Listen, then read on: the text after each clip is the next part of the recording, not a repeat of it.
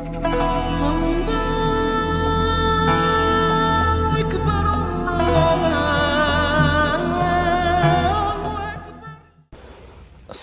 عليكم ورحمة الله وبركاته.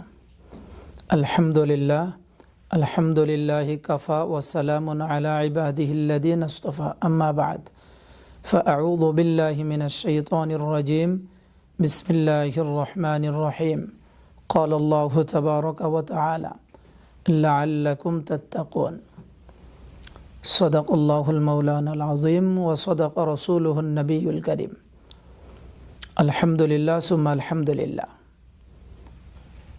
সম্মানিত সুধী মণ্ডলী, যারা আমাকে দূরে এবং কাছের থেকে দেখছেন এবং শুনছেন, সকলকেই আমার আন্তরিক শুভেচ্ছা এবং সালাম। আজকে আমরা আলোচনা করব রমাদান মাস সম্পর্কে। কারণ রমাদান আল্লাহ তাআলা আমাদেরকে দিয়েছেন, এটা একটা স্পেশাল মাস। সো এই মাসের মধ্যে আল্লাহ তাআলা আমাদেরকে উৎসাহিত করছেন ভালো কাজ করার জন্য, এবং এই জন্য আল্লাহ তাআলা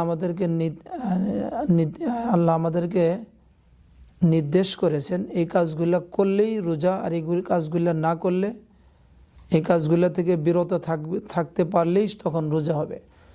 রোজা শুধু না খেয়ে এবং না পান করার নামই নয়, রোজা হইল আমাদের সমস্ত অঙ্গ প্রত্যঙ্গগুলোকে ভালো কাজ করার জন্য করা এবং সমস্ত খারাপ কাজ থেকে আমাদের সমস্ত অঙ্গ প্রত্যঙ্গকে বিরত রাখা। এবং এই কাজগুলি করার জন্য আল্লাহ তাআলা আমাদেরকে উৎসাহিত করেছেন। কোরআনে পাকের মধ্যে আল্লাহ তাআলা ফরমান কুতিবা আলাইকুমুস সিয়াম, রোজাকে তোমাদের জন্য ফরজ করা হয়েছে। এইখানে আল্লাহ তাআলা আমাদেরকে ফরজের কথা বলছেন, সাথে সাথে আরেকটা কথা আল্লাহ তাআলা উল্লেখ করছেন, কামা কুতিবা আলাল্লাযীনা মিন ক্বাবলিকুম, রোজা শুধু তোমাদের জন্যই ছিল না, তোমাদের পূর্ববর্তী ব্যক্তিদের জন্যও ছিল। তো এইখানে আল্লাহ তাআলা পূর্ববর্তী ব্যক্তিদের কথা উল্লেখ করে আমাদেরকে আল্লাহ তাআলা উৎসাহিত করছেন যে এখানে ভয় পাওয়ার কিছু নেই, এটা তোমাদের জন্য কোনো কঠিন কিছু না। আল্লাহ তাআলা আমাদেরকে উৎসাহিত করছেন। এরপরে আল্লাহ তাআলা আমাদেরকে বলেন যেটা মূল উদ্দেশ্য, লাআল্লাকুম তাত্তাকুন, আমরা রোজা কেন রাখবো? লাআল্লাকুম তাত্তাকুন, যাতে করে আমরা আল্লাহ তাআলার নৈকট্য অর্জন করতে পারি, আল্লাহ তাআলার তাকওয়া পরহেজগারি অবলম্বন করতে পারি। এই তাকওয়াটা লাআল্লাকুম তাত্তাকুন, এটাই হলো আমাদের মূল উদ্দেশ্য, রমজান মাসের রোজা রাখার মূল উদ্দেশ্য। তাত্তাকুন মানে এটা হলো একটা প্রেসক্রিপশন। যেরকম ডাক্তারের কাছে গেলে আমাদেরকে প্রেসক্রিপশন দেয় যে এটা খাইলে এই উপকার হবে, এটা খাইলে আমাদের রোগ ভালো হবে, এবং এটা থেকে বিরত থাকলে এটা আমাদের জন্য উপকারী হবে। নিষেধ এবং আদেশ, এটাই তাত্তাকুনের মধ্যে নিষেধ আছে এবং আদেশ আছে, কোনটা করা যাবে কোনটা করা যাবে না। আর তাত্তাকুনটা হলো একটা দিলের একটা স্পিরিট। রমজান মানেই হলো আমরা ভালো কাজ করার মতো স্পিরিট, একটা পাওয়ার আমাদের দিলের মধ্যে অর্জন করতে পারি, সেটাকে বলে তাকওয়া। এবং এই ভালো কাজ, এই শক্তি ধারায় আমরা ভালো কাজ করতে পারবো, এই শক্তির দ্বারাই আমরা খারাপ কাজ থেকে বিরত থাকতে পারবো। তো এই জিনিসটা আমাদের দিলের মধ্যে যদি অর্জন হয়ে যায়, আল্লাহ তাআলার ভীতি, আল্লাহ তাআলার ভয় দিলের মধ্যে অর্জন করা, যে আল্লাহ তাআলা আমাদেরকে দেখতেছেন, আল্লাহ তাআলা আমি যদি যে কাজটাই করতেছি না কেন, ভালো কাজ করি মন্দ কাজ করি, এই কাজ সম্পর্কে আল্লাহ তাআলা অবগত আছেন, এটা করা যাবে এটা করা যাবে না। যেমন রাস্তায় যখন আমরা গাড়ি চালাই, তো আমাদের রুলস আছে যে এটা করা যাবে, লাল লাইট জ্বললে আমাদেরকে স্টপ করতে হবে। এটা যদি না মানি তাহলে ওই ক্ষেত্রে আমরা অন্যায় করলাম, অপরাধ করলাম, এটাও গুনাহ, এটা শরীয়তে নিষেধ করছেন। তো ঠিক এইভাবেই যত ভালো কাজগুলো আছে সেগুলো করা, যত খারাপ কাজ থাকে এগুলা থেকে বিরত থাকা। এটা কোন জিনিসের দ্বারা করব? এই জন্য প্রত্যেকের দিলের মধ্যে একটা শক্তি লাগে। যদি পাওয়ার হাউস সেটা স্ট্রং থাকে, তাহলে তার অন্য অন্য শাখাগুলো, লাইটগুলো ভালোভাবে চলে। আর পাওয়ার হাউস যদি স্ট্রং না থাকে, তাহলে তার অন্য অন্য শাখাগুলোর মধ্যে আলো হবে না, ভালোভাবে চলবে না। ঠিক সেইভাবেই তাত্তাকুনটা দিলের মধ্যে একটা শক্তি অর্জন করা, কারণ দিলটাই হলো আমাদের সমস্ত অঙ্গ প্রত্যঙ্গগুলোকে পরিচালনা করে। তার দিলের মধ্যে যদি আমাদের দুর্বলতা থাকে, দিলের মধ্যে যদি ভালো কাজ করার স্পিরিট না থাকে, তাহলে আমরা করতে পারবো না। ঠিক সেইভাবে যদি মানুষের কোনো অসুস্থতা থাকে, জ্বর আসে, তাহলে তার কোনো কিছুই ভাল লাগে না, অথচ তার কিছু খাইতে ভাল লাগে না, ভালো ভালো জিনিস দিছে কিন্তু তার খাইতে ভালো লাগে না, কারণ তার ওই খাওয়ার ওই স্পিরিট শক্তিটা তার মধ্যে নাই। তো রমাদান হইল আমাদের দিলের মধ্যে ওই শক্তি ওই স্পিরিটটাকে অর্জন করার নাম। কিভাবে আমরা ভালো কাজ করতে পারি, আল্লাহ তাআলার হুকুম। যেরকম অনেক উলামা একরাম, মুফাসসিরিন একরাম, স্কলার তারা বলেছেন রোজা শুধু না খেয়ে থাকার নাম নয় এবং শুধু পান না করার নাম নয়। রোজা হইল সমস্ত অঙ্গ প্রত্যঙ্গ। যেমন চোখ দ্বারা আমি কোনো খারাপ জিনিসকে দেখব না, চোখের দ্বারা আমি ভালো জিনিসকে দেখব। মুখের দ্বারা আমি কখনো অন্যকে গালি দিব না, অন্যকে কোনো খারাপ কথা বলবো না, আমি কাউকে তিক্ত কথা বলবো না যেটা দ্বারা সে কষ্ট পায়। জবানের দ্বারা এরকম আমার কোনো ব্যবহার করব না, মিথ্যা বলবো না, কারো পিছনে তার দুশ্মনী করে তার কোনো ক্ষতি করার চেষ্টা করব না, কারো বদনাম বলবো না, যেটাকে শরীয়তের ভাষায় বলা হয় গীবত, শেখায়েত। এই জিনিসগুলো আমরা করব না। দিলের মধ্যে কোনো হিংসে কিংবা রাখা যাবে না, দিলকে আমাদের ক্লিয়ার রাখতে হবে। এটা হলো রোজা। হাতের দ্বারা আমি কাউকে কোনো কষ্ট দিব না, আমি হাতকে সংযত করব। তো ঠিক সেইভাবেই আমার সমাজের সমস্ত অঙ্গ প্রত্যঙ্গকে যদি আমি সংযত রাখতে পারি, এই জন্য হাদিসে পাকের মধ্যে আসছে রুব্বা সাইমিন লাইসা লাহু মিন সিয়ামি, অনেক রোজাদার আছে যারা রোজা রাখবে কিন্তু ওই রোজা রাখার পরে তারা কোনো মূল্যায়নই, কোনো অনুদান এবং কোনো পুরস্কার আল্লাহ তাআলা তাকে পাবেন না।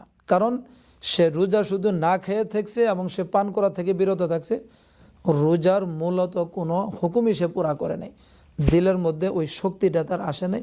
এই জন্য রোজা রাখার পরেও সে কোনো প্রতিদান আল্লাহ তাআলা থেকে পাবে না।